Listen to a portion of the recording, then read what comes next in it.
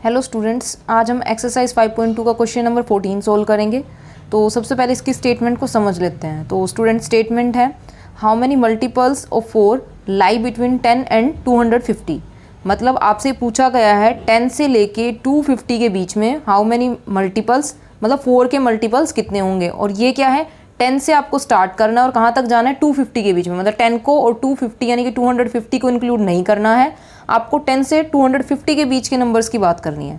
तो स्टूडेंट मान लीजिए यहाँ पे मैंने हल्का सा आपका एग्जांपल के लिए यहाँ पे लिखा है, अभी मैंने एपी नहीं लिखी है आपकी, क्योंकि स्टूडेंट अर्थमेटिक प्रोग्रेशन का आपका क्वेश्चन है। सबसे पहले आपको एपी की बात करनी होगी कि आप नंबर किस तरह से चूज़ कर रहे हो 10 से लेके 250 के। और आपको दूसरा एक तो ये दिया गया है कि आपको एपी का कंस्ट्रक्शन करना है यहाँ पे, मतलब एपी बनेगी तभी आप नंबर निकाल पाओगे अपनी उस एपी से ही।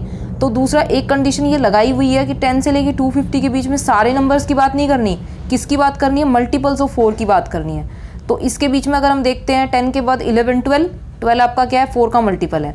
इसी तरीके से अगर आप चेक करते हो तो आपका 16 है, उसके बाद स्टूडेंट आप चेक करते हो तो 20 है। इस तरीके से आप चलते चलते चले जाओगे 250 से, यानी कि 250 से पहले की बात करें तो 248 भी आपका 4 का मल्टीपल है। तो स्टूडेंट अब आपकी एपी यहाँ से बन चुकी है, ये जिसमें आप देख सकते हैं आपकी फर्स्ट टर्म क्या है, 12 है। और आपका कॉमन डिफरेंस क्योंकि मल्टीपल ऑफ 4 है, 4 के डिफरेंस के बाद जितने भी नंबर आते चले जाएंगे। मतलब अगर आप एक नंबर में 12 में 4 जोड़ते हो तो 16 में 4 जोड़ते हो तो 20, यानी कि 4 के मल्टीपल्स आपके इसी तरीके से आएंगे। 4 का टेबल चल रहा है आपका, समझ लो। तो डी की वैल्यू स्टूडेंट यहाँ से कितनी आ जाती है, 4। तो आपको अपना ए भी मिल चुका है, डी भी मिल चुका है। अब आपसे ये पूछा जा रहा है, यानी कि मल्टीपल ऑफ 4 तो आपने लिख लिए, अब आपको ये बताना है कि काउंटिंग में कितने होंगे। मतलब 12 से लेके 248 तक ये जो काउंटिंग है ये कितने नंबर्स होंगे। मतलब 248, या तो आप इसको इस तरीके से देख सकते हो कि 248 इस एपी में कितने नंबर पे आएगा, या फिर आप ये कह सकते हो 12 से लेके 248 तक इसमें कितने नंबर्स होंगे।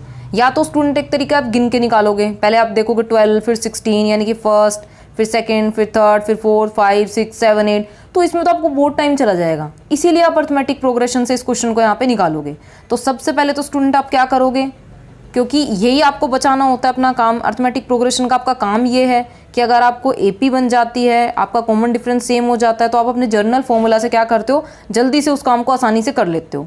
तो स्टूडेंट हम क्या करेंगे, क्योंकि 248 आपकी लास्ट में है जो टर्म है, ठीक है, और आपकी 12 से स्टार्ट है, तो 248 तक आपके कितने नंबर्स होंगे यही आपको निकालना है। यानी कि 12 से लेके 248 तक कितने काउंटिंग में ये नंबर्स हैं, कितने नंबर्स हैं। तो हम क्या करते हैं, इस 248 को क्या ले लेते हैं, जर्नल टर्म ले लेते हैं। और जर्नल टर्म लेके चलेंगे तो यहाँ पे आपको पता है एन की वैल्यू आपको क्लियर नहीं है, और यही हमें निकालनी है कि ये कितने नंबर पे आएगी, इस एपी के अंदर कौन से नंबर पे आएगी। और क्योंकि ये लास्ट है तो इसका मतलब इस एपी के अंदर इतने ही नंबर होंगे काउंटिंग में। तो यहाँ से स्टूडेंट आपने एपी में देखा तो ए आपका कितना है, 12, क्योंकि आपको ये पता चल जाए कितने नंबर पे आएगी, तो आपको पता है लास्ट वाला ही नंबर है ये, और ये लास्ट है, ये कितने नंबर पे आ रहा है, मान लो 20वें पे आ रहा है, 25वें पे आ रहा है। तो वहाँ से क्लियर हो जाएगा कि इस एपी में ये 12 से लेके 248 तक काउंटिंग में इतने नंबर्स हैं, कि 12 है या 16 है या 14 है या 18 है, ये आपको फाइंड करना है। तो डी स्टूडेंट यहाँ पे कितना है आपका 4।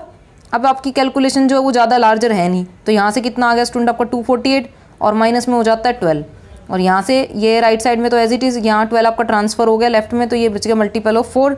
अब ये स्टूडेंट क्या हो जाता है, यहाँ पे आपने माइनस करके लिखा हुआ होगा 236 is equals to n-1 multiply by 4। आप सबको ट्रांसफर इसलिए कर रहे हो क्योंकि आपको n की वैल्यू फाइंड करनी है कि ये नंबर आपके कितने आएंगे। ये आपका मल्टीप्लाई में था, जो 4 था लेफ्ट साइड में आके किस में चला गया, डिवाइड में। अब स्टूडेंट ये आपका अगर आप डिवाइड करते हो तो कितना आ जाता है 59 4 के टेबल में, और यहाँ से कितना बचता है आपका n-1। अब ये 1 भी आपका ट्रांसफर हो जाएगा लेफ्ट साइड में क्योंकि आपको n की वैल्यू फाइंड करनी है। तो ये हो जाता है स्टूडेंट आपका n इज इक्वल्स टू 60, यानी कि 12 से लेकर 248 तक आपके 60 नंबर्स हैं जो आपके क्या है, मल्टीपल ऑफ 4 हैं। मतलब आपने स्टार्ट किया था 10 से लेके 250 तक, आपने सिर्फ क्या किया था, उनमें से सारे जितने भी मल्टीपल ऑफ 4 थे उससे अपनी एपी कंस्ट्रक्ट करके लिखी थी कि आपको पता है लास्ट 250 है, तो उससे पहले वाला आपने लिख लिया था। तो इसके बाद आपका काम क्या था कि आप ये बताएं कि 12 से लेके 248 तक काउंटिंग में नंबर्स कितने हैं, सिर्फ आपको ये निकालना था लास्ट में। तो स्टूडेंट आपने देखा 60 ऐसे नंबर हैं जो आपके 10 से लेके 250 तक हैं, और आपके वो नंबर कैसे हैं, मल्टीपल ऑफ 4 है। तो स्टूडेंट मैंने इस क्वेश्चन में काफ़ी क्लियर करते हुए आपको समझाया है कई बार जो बच्चे गलती करते हैं वो कहाँ करते हैं वो भी मैं आपको बता देती हूँ। वो n की जगह पे 248 रख देते हैं और यहाँ पे अपना a और d की वैल्यू निकाल के चलाना शुरू कर देते हैं, पर वो गलती है। आपको तो पता ही नहीं 248 कितने नंबर पे आया होगा, यही आपको इसमें निकालना है। यही एक छोटी सी चीज़ है जो समझने की है कि 248 को आप जर्नल टर्म लेके चलोगे ताकि आप n की वैल्यू फाइंड कर सको कि ये कितने नंबर पे आने वाली है, कौन से काउंटिंग नंबर पे ये आएगी।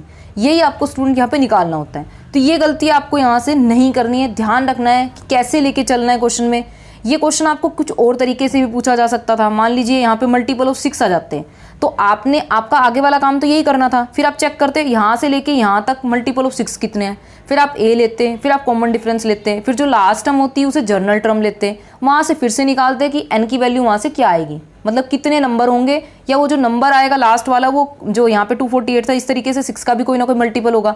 फिर आप ये चेक करते हो वो कितने नंबर पे आएगा, यानी कि इस एपी में कितने नंबर ऑफ टर्म्स हैं। तो स्टूडेंट मैंने इस क्वेश्चन में आपको जो डाउट आने वाला था वो भी बता दिया है और काफ़ी क्लियर करते हुए समझाया है। फिर भी अगर कोई डाउट्स रह जाते हैं तो आप कमेंट सेक्शन में पूछ सकते हैं।